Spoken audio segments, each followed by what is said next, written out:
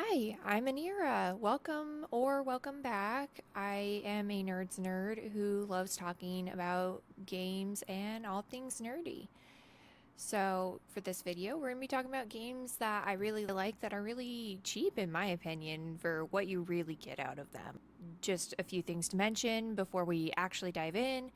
Uh, I'm using my library as the limiting factor. These are games that I have played. Some of them I've dumped hundreds of hours into, which we will see. Just because there's a lot of games out there, I'm sure there are plenty of games that I'm missing that have really good value for what you get out of them. Feel free to comment them below. I'll have to check them out then, and maybe you'll see them in a future video. I'm hoping that I'm able to show you a game that you haven't heard about, or maybe that you don't know that much about, and this maybe pushes you over the edge to buy it. But we're all about good financial decisions here. Um, I will be explicitly not mentioning a couple games. So I have two categories for that. There are some games that are too popular for this video, in my opinion. Lethal Company, Mega Bonk, Vampire Survivors, Repo, and Horsey Game. I've seen Horsey Game get a lot of play from bigger streamers. Mega Bonk is a good contender for this list, but I still think it's just a little too popular. And the other ones, I mean, they have plenty of players already. There are also games that I would recommend, but they're just over $10, and I really wanted to keep this list to a digestible amount. So there's the other side, which I've been loving. There's a good chance that it'll go on sale and then you can grab it for under $10. I would also buy it at full price because it has been a great game so far. And Spell Brigade, because I really love that game. I've dumped a lot of time into it. It's $13, so it's just a little bit outside of that $10 mark. You'll probably be able to grab it on sale as well. I bought it in early access, which at the time I think was $10, but it's gone a little bit up since then. So I categorized everything by genre. First up, we have the roguelites. My personal favorite of these is Brotato. I might have 100%ed by the time this goes up. Depends on how long editing takes. I might have a problem, and that's okay. It's a bullet hell auto attack game. There's a lot of strategy with buying and how you build. I feel like it moves faster than Vampire Survivors. Definitely lives in that same area, but I like the extra strategy layer versus you just level up and get things.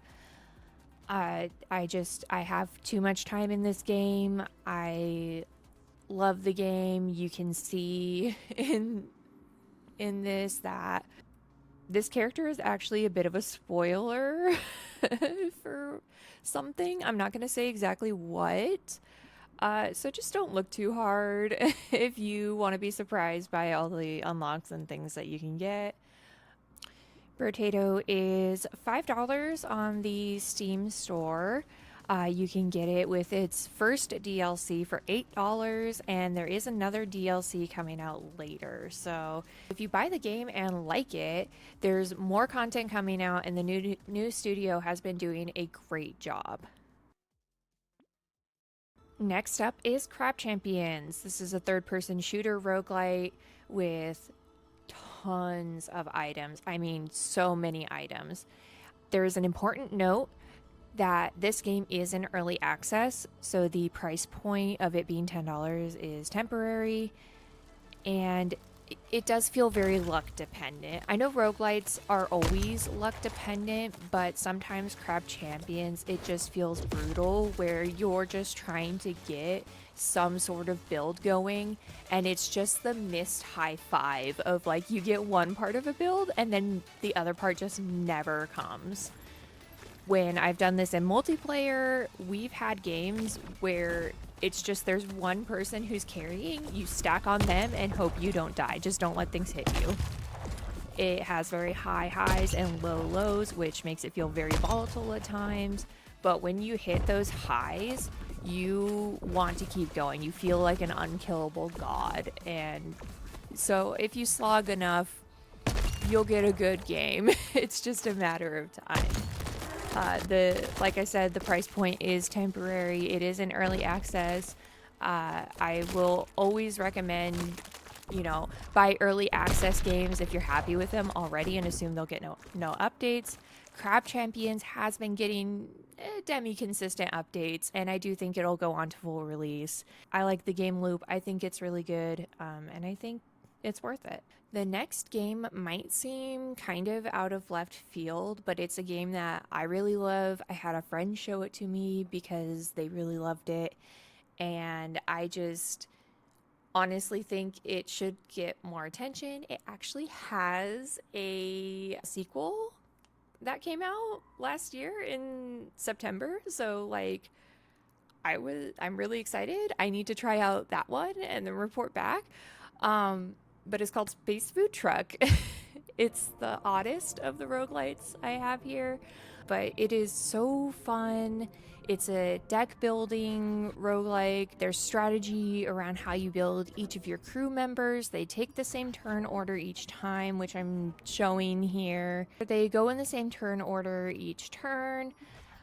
Sometimes luck isn't on your side and your truck doesn't make it. Generally, there are ways to avoid this, but sometimes, you get shirked. Like I said before, luck is a key component of roguelikes. At times, the game is also a little buggy, but generally, it's a pretty chill, good time with a smattering of stress. Just a little pinch of being stressed that your truck isn't going to make it. It's still a great time. It's a game that you can play online co-op or single player. I've enjoyed both experiences and had a great time. It's a small indie game that I think deserves a lot more love than it's gotten, and I'm really excited to try out the sequel. Next up are our cozy games. Now, for how I preface this video, this might be a controversial pick, but Librarian, I have been obsessed. I 100%ed the game with a total playtime of 15 hours. And there are two very different ways to play. There's the cozier way where you aren't using major magic, you just vibe, you put the books away, you walk around, you enjoy the library. Or you can go for your 3-hour speed run, I'm going to use that term loosely for myself, where you mash all of your magic buttons as soon as they're off cooldown and a little bit before because you don't pay attention. That's okay. And there's a sweet spot probably between those two things, between putting them on the shelves and really just trying to min-max the whole run. I don't know what moderation is, so I decide beforehand what playstyle I'm going for and go from there. I was not even upset about playing this again for the video. I have done multiple runs since. Send someone to check on me. The next game is Dorfromantik. It's based on a board game by the same name. It's a tile placing, chill city builder kind of game. I think it's just a really good, relaxing, like if you need to feel like someone's putting a blanket over your brain, I think Dorfromantik is the game to go. Because of my lack of moderation though, I try to like 4D chess the game and stress myself out. But it's really not that deep. Just look at the artwork. It's beautiful, and the tone is perfect for relaxing, for just enjoying placing these little tiles. The sound design is perfect, chef's kiss. I just have a problem with wanting to get high scores, and that's a me problem. Don't let it be a you problem. It's a beautiful game. Next up, I have story-driven games. So if you like a little bit more like an RPG, you might like these ones. The first one, again, maybe a controversial pick, but Papers, Please. The story is compelling. Glory to Arstotzka. There is an endless mode, which I played for this video. It's probably popular for the list, but I really loved the game. It's a great story. It's a cheap pickup. checking for the discrepancies, the sound design, the music, everything. I could be a paper pusher all day and I would love it. Just enjoy the ambiance of an oppressive regime. Beautiful. Next up, we have Bokura. And for a couple of these two-player games, I'm borrowing footage. I have played them. You'll see I have hours played in them. I just couldn't grab someone for these parts, which all of the borrowed footage will be linked below exactly where I got it. And I suggest checking it out if you're curious about the original footage and also the games. So for Bokura, there's asymmetrical storytelling, which me and my friend really enjoyed. The puzzles are well done. Failing them doesn't feel very punishing. Like, you have to start over that puzzle, but it's not like you have to start over the whole level. It's just the right amount of fucked up storytelling that is like, this is really messed up, but I am so intrigued. The story, again, chef's kiss, just really great story. We had a really good time with it. We played it twice through so we could get both sides, and it was just a really great time. Next up are puzzle games. These puzzle games also have story. I would just consider them more puzzle than story, is kind of the delineation there. So first up is Tock, A Tale for Two. So this game makes the list on a technicality, but in order to play it, both people need to get the game, which does bring the total to $12. The individual games are $6, but you'll probably be spending $12 if you buy it for you and your partner. The puzzles, I found them to be very fun. They're kind of like escape roomy in design and application. The story is there. You could ignore it if you want. It's a cool story, but you can also just play a Puzzle Master game and have a beautiful experience that way as well. It's asymmetrical. And one playthrough can be completed in a single session. I think it took about 2 hours on my first playthrough. It's still a very fun game. I still really enjoyed it. It's going to be the shortest, I think, of all of the games on here, but still a really good time, very fun, and I would recommend it to other people. Next up, we have the We Were Here series. So the bundled games go on sale pretty frequently. They vary in price point, but they average about $12 a game without a sale. You can probably get it cheaper though. The first game is free if you just want to try it out, but it is an asymmetrical puzzle game. It requires 2 people. There are a lot of varied puzzles as you get deeper into the series. The first game was a little bit brutal though. I'm gonna be completely honest. Me and my friend, we were struggling for a bit. I think the later games do better at having intuitive puzzles, but the first game can feel a bit brutal at times, so don't beat yourself up. We had to do a couple puzzles multiple times because we just weren't completing it and we were dying. There is an in-game voice chat, but Discord works just fine for it. That's what we did. We never used the in-game voice chat because it just no reason. There are a lot of secrets in We Were Here if you were a secret hunter, so that's always something to be on the lookout with that game. Next up, we have some miscellaneous grabs that I had a hard time fitting them neatly into one particular genre, so they're listed here. First is Fill Up the Hole.